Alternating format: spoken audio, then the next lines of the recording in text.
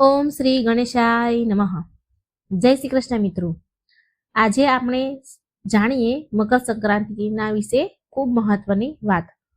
14 જાન્યુઆરી મકર સંક્રાંતિના દિવસે ખૂબ જ પૂજા પાઠ કરવું કે ન કરવું, ખીચડી ખાવી કે ન ખાવી, તેના પર પરિવારના બધા લોકો આ 5 કામ જરૂર કરી લે તો આખું વર્ષ તમારું કેવું બદલાઈ જશે.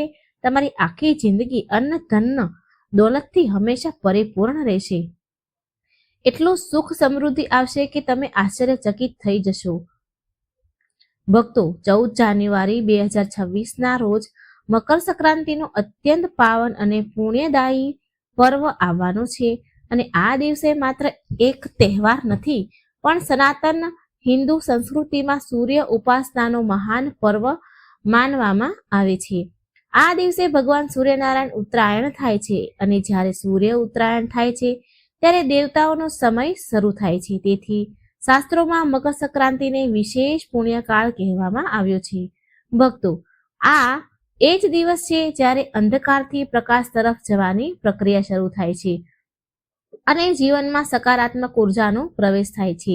આપણા શાસ્ત્રો અનુસાર સૂર્યદેવ પ્રત્યક્ષ દેવતા છે, જે રોજ દર્શન આપે છે અને જેમની કૃપાથી જ પૃથ્વી પર જીવન સંભવ છે. તેથી મકર સંક્રાંતિના દિવસે કરેલી સૂર્ય ઉપાસનાનું ફળ સામાન્ય દિવસોની તુલનામાં અનેક ગણું વધી જાય છે, અનેક ગણું ફળ મળે છે.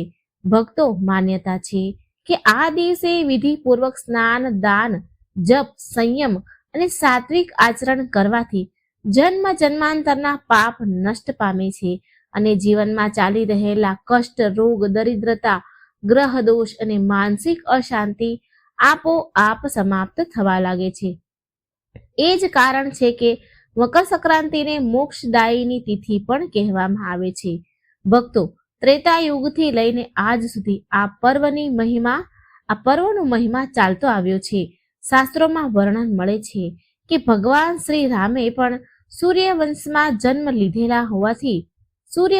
જન્મ લીધેલો હોવાથી સૂર્ય ઉપાસનાને જીવનનો આધાર માન્યો હતો અને લોક કલ્યાણ માટે સૂર્યદેવની આરાધના કરી હતી. ત્યારથી ભારત વર્ષમાં મકર સંક્રાંતિને અત્યંત શ્રદ્ધા અને આસ્થા સાથે ઉજવવાનું શરૂ થયું. બિહાર, ઉત્તર પ્રદેશ, રાજસ્થાન, મધ્યપ્રદેશ, મહારાષ્ટ્ર, તમિલનાડુ, કર્ણાટક અને બંગાળ સહિત આખા દેશમાં આ પર્વ અલગ અલગ નામો અને પરંપરાઓ સાથે ઉજવાય છે. અને આજના સમયમાં વિદેશોમાં વસેલા સનાતની હિન્દુઓ પણ આ પર્વને પૂર્ણ શ્રદ્ધાભાવથી ઉજવે છે. ભક્તો, 14 જાન્યુઆરી 2026ના રોજ મકર સંક્રાંતિના દિવસે વિશેષ સુયોગ અને શુભ સંયોગોનું નિર્માણ થઈ રહ્યું છે, જેનાથી આ દિવસે કરેલા શુભ કાર્યનો પ્રભાવ જીવનભર રહે છે. એ જ કારણ છે કે આ દિવસનું મહત્વ સામાન્ય પર્વો કરતા કંઈક વધુ વધી જાય છે. ભક્તો, આ દિવસ જેટલો વધુ પુણ્ય આપનારો છે, તેટલો જ વધુ સંયમ અને શુદ્ધતાની અપેક્ષા પણ રાખે છે, વિશેષ કરીને મહિલાઓ માટે. કારણ કે શાસ્ત્રોમાં નારીને ઘરની લક્ષ્મી કહેવામાં આવી છે, અને જ્યારે ઘરની લક્ષ્મી શ્રદ્ધા અને નિયમો સાથે પર્વનું પાલન કરે છે તો આખું એ ઘર સૂર્ય કૃપાથી અલૌકિક થઈ જાય છે. તેથી ભક્તો, મકર સંક્રાંતિના દિવસે કેટલાક એવા અત્યંત શુભ કાર્યો કહેવામાં આવ્યા છે, જેને જો શ્રદ્ધા ભાવથી કરવામાં આવે તો જીવનમાં સુખ, શાંતિ, સમૃદ્ધિ અને સૌભાગ્ય ઘરમાં સ્થાયી વાસ થઈ જાય તેનો. તેથી ભક્તો, મારી તમને વિનંતી છે કે જો તમે આ મકર સંક્રાંતિમાં તમારા અને તમારા આખા પરિવારનું જીવન બદલવા માંગો છો તો આ અત્યંત મહત્વપૂર્ણ વિડીયોને શરૂઆતથી અંત સુધી પૂરો જુઓ. સાથે તમારા જીવનમાં સૂર્યદેવની કૃપા આમંત્રિત કરવા માટે કમેન્ટ બોક્સમાં જય સૂર્યદેવ લખીને અમારી ચેનલને સબસ્ક્રાઇબ જરૂર કરી દેજો. મિત્રો, ગરુડ પુરાણમાં સ્પષ્ટ રીતે કહેવામાં આવ્યું છે કે મૃત્યુ પછી વ્યક્તિ પોતાની સાથે ન તો ધન લઈ જાય છે કે ન પરિવાર, ન વૈભવ, પણ તેની સાથે માત્ર એ જ જાય છે જે તેણે જીવનમાં અર્જિત કર્યું છે. તેના પુણ્ય કર્મો, આ જ પુણ્ય કર્મોના આધારે નક્કી થાય છે કે આત્માને સ્વર્ગ મળશે કે નરક મળશે. શાસ્ત્રોમાં એ પણ માન્યતા છે કે જે વ્યક્તિ જીવતા જ પુણ્ય કરે છે તેને પરલોકમાં માર્ગ સહજ અને કષ્ટ મુક્ત થઈ જાય છે.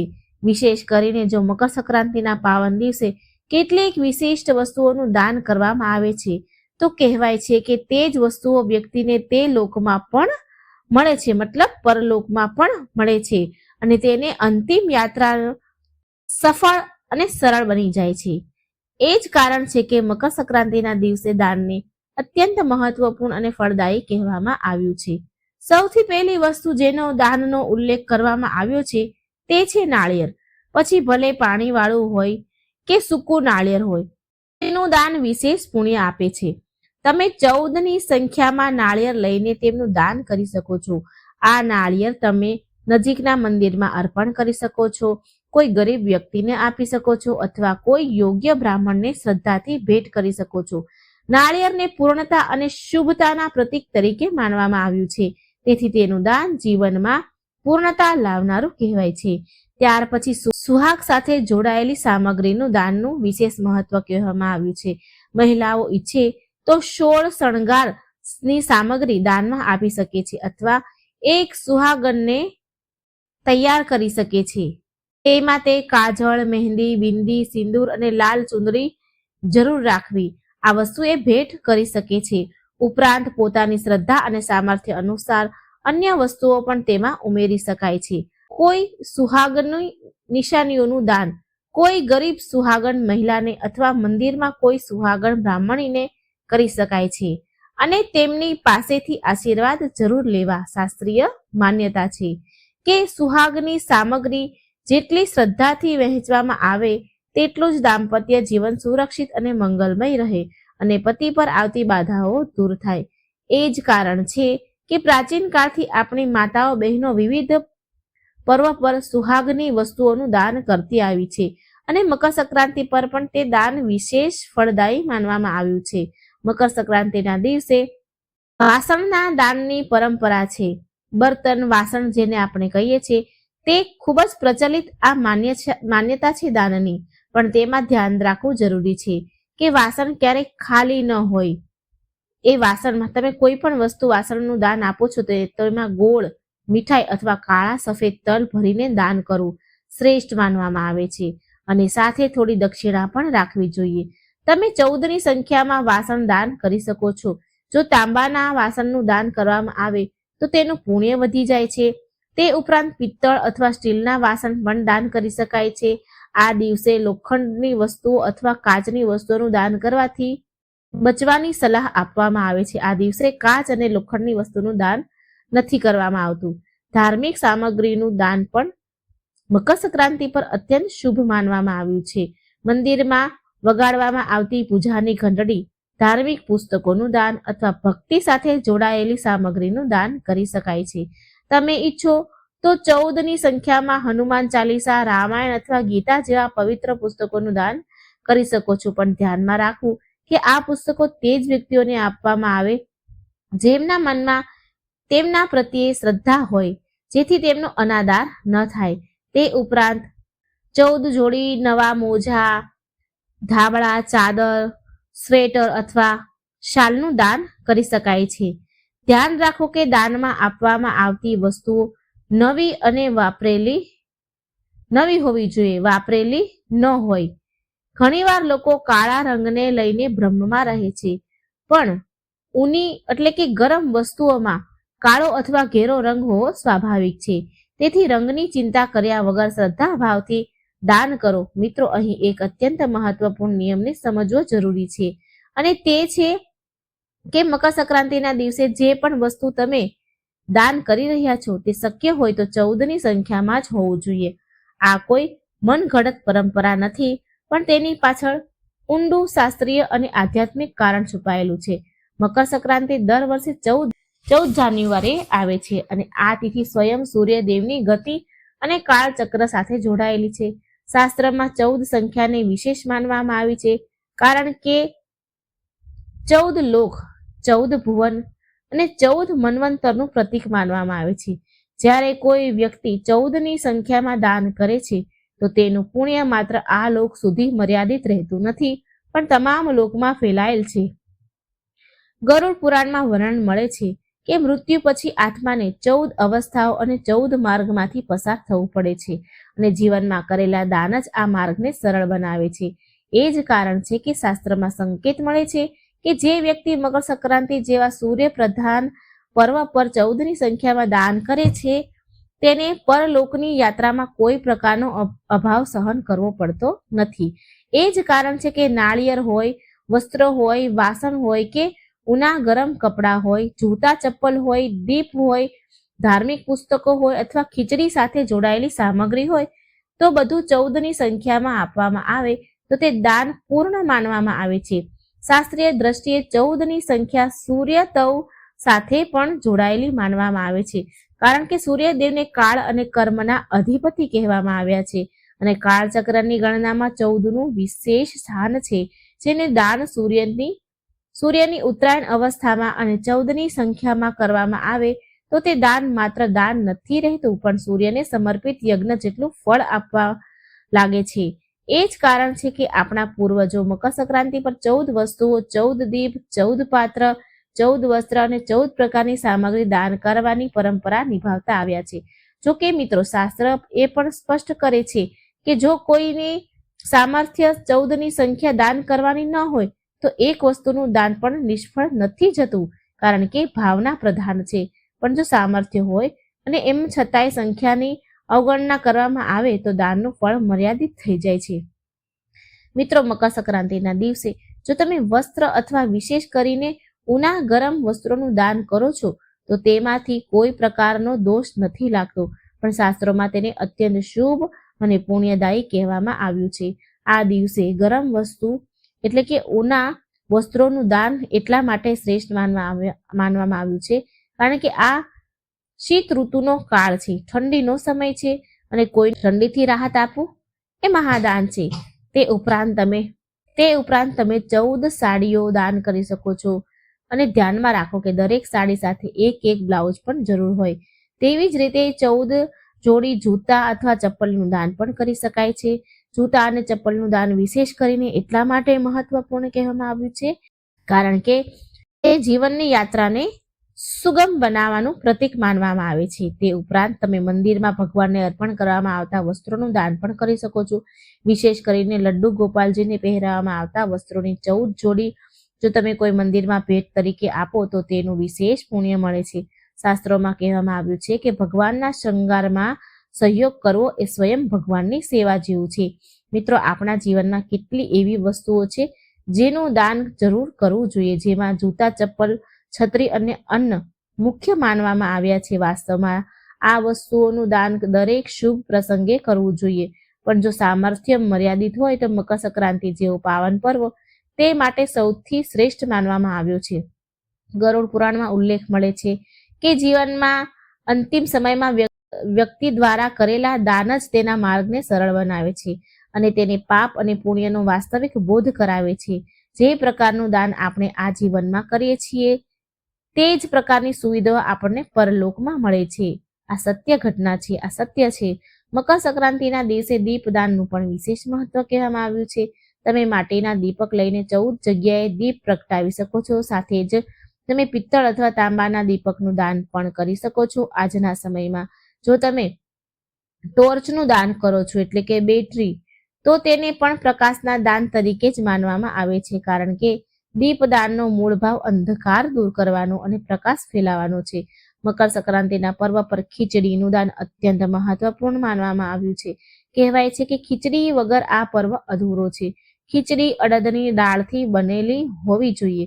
તમે ઈચ્છો તો પાકેલી ખીચડીનું દાન કરી શકો છો અથવા તે પાકેલી એટલે કે રાંધેલી ખીચડીનું દાન કરી શકો છો અથવા તે પ્રકારની સામગ્રીનું દાન કરી શકો છો.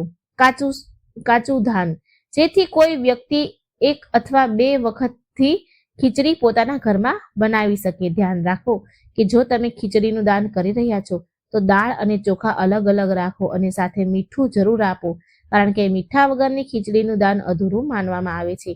તે સાથે જો શક્ય હોય તો ગોળ અને ઘીનું પણ દાન કરો, પણ ભૂલીને પણ મરચાનું દાન ન કરો, કારણ કે શાસ્ત્રોમાં મરચાના દાનને અશુભ માનવામાં આવ્યું છે અને તેનાથી ઘરમાં અશાંતિ ઉત્પન્ન થવાની માન્યતા છે. મકર સંક્રાંતિના દિવસે સૂર્યદેવને ખીચડી અર્પણ કરવાથી માતા લક્ષ્મી વિશેષ પ્રસન્ન થાય છે અને પોતાના ભક્તોને આશીર્વાદ આપે છે. હવે મિત્રો એ પણ જાણવું જરૂરી છે કે મકર સંક્રાંતિના દિવસે શું ખાવું જોઈએ.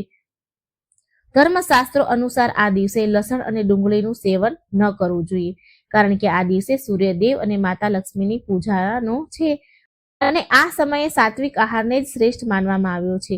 મકર સંક્રાંતિના દિવસે બનતા શુભ યોગના કારણે તામસિક ભોજનથી બચવું જરૂરી કહેવામાં આવ્યું છે. સાથે જ આ દિવસે તીખું, ખૂબ મસાલાદાર અને ચટપટું ભોજન પણ ન કરવું જોઈએ. સાદી અને ઓછામાં ઓછા મસાલાવાળી ખીચડીનું સેવન કરવું જ જોઈએ. એ જ આ દિવસે ઉત્તમ ભોજન માનવામાં આવ્યું છે. વિશેષ કરીને બાળકોને પણ આ દિવસે બજારના ડબ્બા બંધ પેકેટના ખાદ્ય પદાર્થ, ચિપ્સ, કુરકુરા વગેરેથી દૂર રાખવા જોઈએ, કારણ કે તેમાં લસણ ડુંગળીનો અંશ હોય છે. શાસ્ત્રોમાં એ પણ કહેવામાં આવ્યું છે કે મકર સંક્રાંતિના દિવસે પીળા રંગની વસ્તુઓ ઘરમાં જરૂર બનાવવી જોઈએ, જેમ કે કઢી, પીળો હલવો અથવા પીળી ખીર. પીળો રંગ આ દિવસે સ્વર્ણ જેવો શુભ માનવામાં આવે છે અને ભગવાન વિષ્ણુને અત્યંત પ્રિય છે, કારણ કે તેઓ સ્વયં પીતાંબરધારી છે. તેથી આ દિવસે પોતે પણ પીળા વસ્ત્ર પહેરો અને ભગવાન વિષ્ણુને નવા પીળા વસ્ત્ર અર્પણ કરો. તેનાથી વિશેષ કૃપા મળે છે. મિત્રો, મકર સંક્રાંતિના દિવસે કોઈની પાસેથી પણ ઉધાર ન લેવું જોઈએ, કારણ કે માન્યતા છે કે આ દિવસે લીધેલું ઉધાર આખા વર્ષ આર્થિક બોજ બની શકે છે. આ દિવસે લીધેલું ઉધાર આખું વર્ષ કર્જ તરીકે રહી શકે છે. આ પર્વ ઉધાર મુક્ત થઈને ઉજવવું જ શુભ માનવામાં આવે છે. શાસ્ત્રોમાં એ પણ કહ્યું છે કે માતા લક્ષ્મી સાચી શ્રદ્ધાથી પ્રસન્ન થાય છે, નહીં કે દેખાડાથી. સાચા મનથી કરેલી પૂજામાં થોડા એવા સિક્કા પણ અમૂલ્ય હોય છે, જ્યારે શ્રદ્ધા વગર કરેલા મોટા ખર્ચ પણ નિષ્ફળ થઈ જાય છે. તેથી કોઈ પણ ધાર્મિક કાર્ય અથવા પર્વને ઉધાર લઈને ન ઉજવો.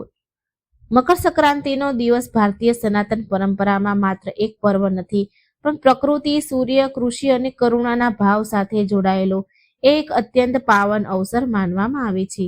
આ દિવસે સૂર્ય ઉત્તરાયણ થાય છે અને એ જ કારણે તેને જીવનમાં સકારાત્મક પરિવર્તન, ઉન્નતિ અને પુણ્ય સંચયનો વિશેષ સમય કહેવામાં આવ્યો છે. શાસ્ત્રો અને લોક પરંપરાઓમાં મકર સંક્રાંતિના દિવસે દાન, સેવા અને વિશેષ કરીને ગાયની સેવાનું અત્યંત મહત્વ કહેવામાં આવ્યું છે.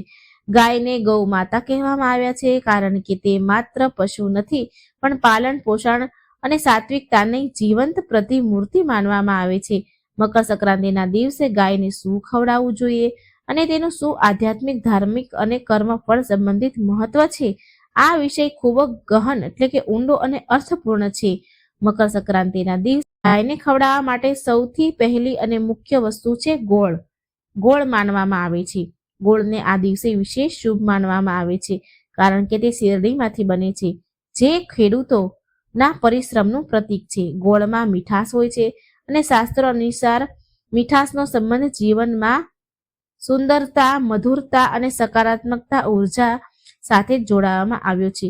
જ્યારે મકર સંક્રાંતિના દિવસે ગાયને ગોળ ખવડાવવામાં આવે તો માનવામાં આવે છે કે વ્યક્તિના જીવનમાં કટુતા, દરિદ્રતા અને માનસિક તણાવનો નાશ થાય છે. ગોળ સૂર્ય સાથે પણ જોડાયેલ માનવામાં આવે છે, કારણ કે શેરડી સૂર્યના પ્રકાશમાં જ વિકસિત થાય છે. તેથી ગોળનું દાન અને ગાયને ગોળ ખવડાવવું એ સૂર્યની કૃપા મેળવવાનો એક સરળ ઉપાય માનવામાં આવે છે. ગોળ સાથે મકર સંક્રાંતિના દિવસે ગાયને તલ ખવડાવવા પણ અત્યંત શુભ મનાય છે. તલનું વિશેષ મહત્વ શાસ્ત્રમાં વારંવાર કહેવામાં આવ્યું છે. તલને પાપ નાશક અને પિતૃદોષથી મુક્તિ અપાવનારું માનવામાં આવે છે.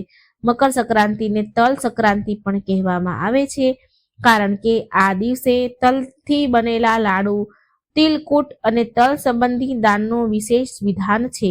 જ્યારે ગાયને તલ અને ગોળ મિક્સ કરીને ખવડાવવામાં આવે તો માનવામાં આવે છે કે જન્મ જન્માંતરના સંચિત પાપનું ક્ષય થાય છે અને પિતૃઓના આત્મા તૃપ્ત થાય છે. ગામડામાં પરંપરાઓમાં આજે પણ મકર સંક્રાંતિના દિવસે ગાયને તલ, ગોળ ખવડાવ્યા વગર પર્વને અધૂરો માનવામાં આવે છે. મકર સંક્રાંતિના દિવસે ગાયને ઘાસચારો ખવડાવવો પણ ખૂબ જ પુણ્યકારી માનવામાં આવે છે. ઘાસચારો જેમ કે તાજો ચારો, ઘાસ જીવનનું પ્રતીક છે. તે પ્રકૃતિની હરિયાળી અને સમૃદ્ધિ દર્શાવે છે. શાસ્ત્રોમાં કહેવામાં આવ્યું છે કે જે વ્યક્તિ ગાયને ઘાસચારો ખવડાવે છે, લીલું ઘાસ ખવડાવે છે, તેને જીવનમાં ક્યારેય અન્ન અને ધનની કમી નથી રહેતી. મકર સંક્રાંતિ કૃષિ સાથે એટલે કે ખેડૂત સાથે જોડાયેલો પર્વ છે. તેથી આ દિવસે ગાયને લીલો ચારો લીલું ઘાસ નાખવું જોઈએ. પશુધન પ્રત્યે કૃતજ્ઞતા વ્યક્ત કરવાનું એક માધ્યમ છે. આ સેવાભાવ મનુષ્યની અંદર કરુણા, દયા અને સંતુલનતાનો વિકાસ કરે છે.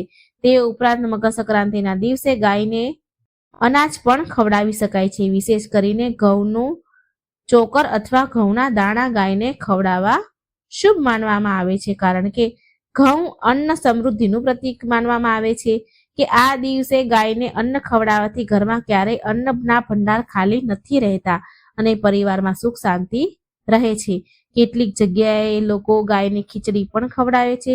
જો કે તે દિવસે એકાદશી જેવી તિથિનો સંયોગ હોય તો શાસ્ત્રીય નિયમો અનુસાર ચોખાથી પરહેજ કરવાની વાત કહેવામાં આવે છે. એવા કિસ્સામાં ઘઉં, જુવાર અથવા જવથી બનેલી સામગ્રી ગાયને ખવડાવી વધુ ઉચિત માનવામાં આવે. મકર સંક્રાંતિના દિવસે ગાયને શાકભાજી ખવડાવવાની પરંપરા પણ જોવા મળે છે. વિશેષ કરીને ગાજર, મૂળા, કોળું અને લીલા શાકભાજી ગાયને ખવડાવવું શુભ મનાય છે. આ શાકભાજીઓ પૃથ્વીની ઉર્વરતા અને સૂર્યની ઉર્જાથી ઉત્પન્ન થાય છે.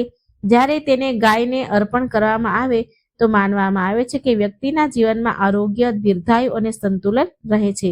આયુર્વેદિક દ્રષ્ટિએ પણ ગાયને તાજી અને પ્રાકૃતિક વસ્તુઓ ખવડાવી સાત્વિક માનવામાં આવે છે. મકર સંક્રાંતિના દિવસે ગાયને રોટલી ખવડાવવું પણ વિશેષ મહત્વ છે. વિશેષ કરીને તાજી બનેલી રોટલી એમાં થોડો ગોળ અથવા ઘી લગાવીને ગાયને અર્પણ કરવું જોઈએ. એવું માનવામાં આવે છે કે એનાથી ઘરમાં લક્ષ્મીજીનો વાસ થાય છે અને આર્થિક સંકટ દૂર થાય છે. ગ્રામીણ ભારતમાં આજે પણ સવારે સ્નાન કરી લોકો સૌથી પહેલી રોટલી ગાયને ખવડાવે છે. તે પછી જ પોતે ભોજન કરે છે. આ પરંપરા આ સેવા અને કૃતજ્ઞતાથી ભાવનાઓને મજબૂત કરે છે. ગાયને ખવડાવવા સાથે મકર સંક્રાંતિના દિવસે ગાયની સેવાનું પણ વિશેષ મહત્વ છે. માત્ર ભોજન કરાવવું જ નહીં, પણ ગાયને સ્નેહથી સહેલાવી, તેના માથા પર હાથ ફેરવવો અને મનમાં શ્રદ્ધાનો ભાવ રાખવો પણ પુણ્યશાળી માનવામાં આવે છે. શાસ્ત્રોમાં કહેવામાં આવ્યું છે કે ગાયમાં બધા જ દેવતાઓનો વાસ માનવામાં આવે છે. તેથી ગાયની સેવા કરવી એ બધા દેવતાઓની સેવા જેવું ફળ આપે છે. મકર સંક્રાંતિ એવા સૂર્ય પર્વના દિવસે આ ફળ અનેક ગણું વધી જાય છે. મકર સંક્રાંતિના દિવસે ગાયને ખવડાવવાનું આધ્યાત્મિક મહત્વ પણ ખૂબ જ ઊંડું છે. આ પર્વ આપણને શીખવે છે કે જ્યારે સૂર્યની દિશા બદલાય છે ત્યારે આપણે પણ પોતાના જીવનની દિશાને સેવા, દયા અને ધર્મ તરફ વાળવી જોઈએ. ગાયને ભોજન કરાવવું માત્ર એક ધાર્મિક કર્મ નથી, પણ તે અહંકારનો ત્યાગ અને કરુણાના વિકાસનું પ્રતીક છે. જ્યારે મનુષ્ય નિસ્વાર્થ ભાવથી કોઈ જીવની સેવા કરે છે ત્યારે તેની અંદર સકારાત્મક ઉર્જાનો સંચાર થાય છે અને તેનું મન શુદ્ધ થાય છે. કર્મ સિદ્ધાંત અનુસાર પણ મકર સંક્રાંતિના દિવસે ગાયને ખવડાવવાનું વિશેષ ફળ કહેવામાં આવ્યું છે. માનવામાં આવે છે કે આ દિવસે કરેલું નાનું પુણ્ય પણ મોટું કર્મ ફળમાં પરિવર્તિત થઈ જાય છે. જે વ્યક્તિ નિયમિત ગાયની સેવા કરે છે તેના જીવનમાં બધા બાધાઓ ધીમે ધીમે સમાપ્ત થવા લાગે છે.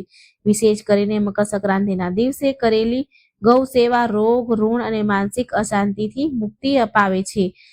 એવું પણ કહેવામાં આવે છે કે મકર સંક્રાંતિના દિવસે ગાયને ગોળ અને તલ ખવડાવવાથી કાળ સર્પ દોષ, પિતૃદોષ અને ગ્રહ બાધાઓનો શમન થાય છે, એટલે કે એ મુક્ત થાય છે. જો કે આ વાતને અંધશ્રદ્ધા નહીં પણ પ્રતિકાત્મક રૂપે જોવી જોઈએ, કારણ કે મૂળ સંદેશ એ છે કે સેવા, દાન અને કરુણાથી જીવનના કષ્ટો આપોઆપ ઓછા થવા લાગે છે. ગાયની સેવા મનુષ્યને વિનમ્ર બનાવે છે અને એ જ વિનમ્રતા જીવનની સૌથી મોટી શક્તિ માનવામાં આવે છે. મકર સંક્રાંતિના દિવસે ગાયને ખવડાવવાનું સામાજિક મહત્વ પણ છે. આ પર્વ સામૂહિકતા અને સહભાગિતાનો સંદેશ આપે છે. જ્યારે લોકો મળીને ગાયને ચારો નાખે છે, ભોજન કરાવે છે, ત્યારે સમાજમાં સહયોગ અને સંવેદનાનો ભાવ વધે છે. વિશેષ કરી આજના સમયમાં જ્યારે પશુઓ પ્રત્યે સંવેદનાશીલ ઘટતી જઈ રહી છે, મકર સંક્રાંતિ જેવા પર્વ આપણને એ યાદ અપાવે છે કે મનુષ્ય અને પશુનો સંબંધ માત્ર ઉપયોગનો નથી પણ સહ અસ્તિત્વનો છે. તો મકર સંક્રાંતિના દિવસે માત્ર પરંપરા નિભાવવાનું નથી, પણ દરેક એ કર્મને સમજીને કરવાનો છે જેની પાછળ શાસ્ત્રીય અને આધ્યાત્મિક કારણ છુપાયેલું છે. કારણ કે કારણ વગર જાણીને કરેલું કર્મ માત્ર ક્રિયા બનીને રહી જાય છે, પણ કારણ સમજીને કરેલું એ જ કર્મ સાધના બની જાય છે. આ દિવસે સૌથી પહેલું અને સૌથી જરૂરી કાર્ય સવારે બ્રહ્મ મુહૂર્તમાં ઉઠવું માનવામાં આવ્યું છે, કે કારણ કે આ સમયે વાતાવરણમાં સાત્વિક ઉર્જા સૌથી વધુ હોય છે અને સૂર્યદેવની સૂક્ષ્મ કિરણો પૃથ્વી પર સકારાત્મક પ્રભાવ પાડે છે. બ્રહ્મ મુહૂર્તમાં ઉઠીને સ્નાન કરવું કારણ માત્ર શરીરની શુદ્ધતા નથી, પણ મન અને વિચારોની શુદ્ધિ પણ છે. શાસ્ત્રોમાં કહેવામાં આવ્યું છે કે જળમાં સૂર્યનું તેજ સમાવેલું હોય છે અને મકર સંક્રાંતિના દિવસે સ્નાન કરવાથી શરીરમાં નકારાત્મકતા ઉર્જા નાશ પામે છે અને રોગ પ્રતિકારક શક્તિ વધે છે. સ્નાન પછી શુદ્ધ વસ્ત્ર ધારણ કરી એટલા માટે જરૂરી છે શુદ્ધ વસ્ત્ર ધારણ કરવા એટલા માટે જરૂરી માનવામાં આવ્યું છે કારણ કે બાહ્ય શુદ્ધતા આંતરિક અનુશાસનનું પ્રતીક છે અને દેવતા ત્યાં જ વાસ કરે છે જ્યાં શુદ્ધતા હોય છે. તે પછી મકર સંક્રાંતિના દિવસે સૂર્યદેવને અર્ધ્ય અર્પણ કરવું અત્યંત મહત્વપૂર્ણ કહેવામાં આવ્યું છે, કારણ કે સૂર્યદેવ પ્રત્યક્ષ દેવતા છે અને અર્ધના માધ્યમથી જ્યારે જળ સૂર્યના કિરણોથી પસાર થઈને પૃથ્વી પર પડે છે તો તે જળ ઔષધીય ગુણોથી યુક્ત થઈ જાય છે. એ જ કારણ છે કે અર્ધ્ય આપતી વખતે તાંબાના પાત્રનો ઉપયોગ કરવામાં આવે છે, કારણ કે તાંબુ સૂર્ય તત્વને ગ્રહણ કરવામાં સક્ષમ માનવામાં આવે છે. અર્ધ્ય સાથે સૂર્ય મંત્ર અથવા માત્ર શ્રદ્ધાથી સૂર્ય નમસ્કાર કરવાનું કારણ એ છે કે સૂર્ય આત્મબળ, આત્મવિશ્વાસ અને નેતૃત્વ ક્ષમતાના કારક છે અને તેમની ઉપાસનાથી જીવનમાં સ્થિરતા અને નિર્ણય શક્તિ આવે છે. તે પછી મકર સંક્રાંતિના દિવસે સાત્વિક ભોજન લેવાની પરંપરા એટલા માટે છે કારણ કે આ દિવસે શરીર અને મન બંને હલકા રાખવાના છે. ભારે તામસિક ભોજન મનમાં આળસ અને ક્રોધ વધારે છે, જ્યારે સાત્વિક ભોજન સંયમ અને શાંતિ આપે છે. આ દિવસે તલ અને ગોળનું સેવન વિશેષ કરીને એટલા માટે કરવામાં આવે છે કારણ કે તલ શરીરના દોષને શાંત કરે છે અને ગોળ રક્તને શુદ્ધ કરે છે. સાથે તેનો આધ્યાત્મિક અર્થ એ છે કે જીવનની કઠોર પરિસ્થિતિઓમાં પણ મધુરતા જાળવી રાખવી જોઈએ. એ જ કારણ છે કહેવાય છે કે મકર સંક્રાંતિ પર તલ ગોળ ખાવાથી સંબંધોની કડવાશ સમાપ્ત થઈ જાય છે. આ દિવસે દાન કરવું અત્યંત જરૂરી કહેવામાં આવ્યું છે કારણ કે સૂર્ય દેવ દાન અને ત્યાગથી પ્રસન્ન થાય છે અને જે વ્યક્તિ પોતાના સામર્થ્ય અનુસાર અન્ન, વસ્ત્ર, તલ, ગોળ અથવા ધનનું દાન કરે છે તેના જીવનમાં ક્યારેય અભાવ નથી આવતો. દાનની પાછળનું કારણ એ છે કે જ્યારે આપણે કંઈક છોડીએ છીએ ત્યારે જ પ્રકૃતિ આપણને આપવા યોગ્ય સમજે છે. મકર સંક્રાંતિ પર વડીલોના આશીર્વાદ લેવા એટલા માટે મહત્વપૂર્ણ કહેવાય છે કારણ કે આ દિવસે આપેલા આશીર્વાદ સૂર્યની સંકલ્પ જેવા ફળદાયી માનવામાં આવે છે. માતા પિતા અને ગુરુનું સન્માન કરવાથી સૂર્યનો શુભ પ્રભાવ જીવનમાં સ્થાયી થઈ જાય છે. સ્ત્રીઓ માટે આ દિવસે સંયમિત વાણી અને સકારાત્મક વિચારો એટલા માટે જરૂરી કહેવામાં આવ્યા છે કારણ કે નારીને ઘરની ઉર્જાનું કેન્દ્ર તરીકે માનવામાં આવે છે અને જો એ જ દિવસે ઘરની ઉર્જા શુદ્ધ અને શાંત રહે તો આખું વર્ષ પરિવારમાં મંગલમય બન્યું રહે. આ દિવસે ક્રોધ, અહંકાર અને નકારાત્મકથી દૂર રહેવું જોઈએ કારણ કે સૂર્યદેવ સત્ય અને ધર્મના પ્રતીક છે અને જ્યાં અસંયમ હોય ત્યાં સૂર્ય તત્વ ક્ષીણ થઈ જાય છે. તો મિત્રો, આ હતું ખૂબ જ મહત્વપૂર્ણ જ્ઞાન. મકર સંક્રાંતિના દિવસે શું કરવું, શેનું દાન કરવું. તો જો તમને વિડીયો સારો લાગ્યો હોય તો લાઈક કરજો, શેર કરજો અને આ ચેનલને સબસ્ક્રાઈબ જરૂર કરી દેજો. જય શ્રી કૃષ્ણ. રાધે રાધે. થેન્ક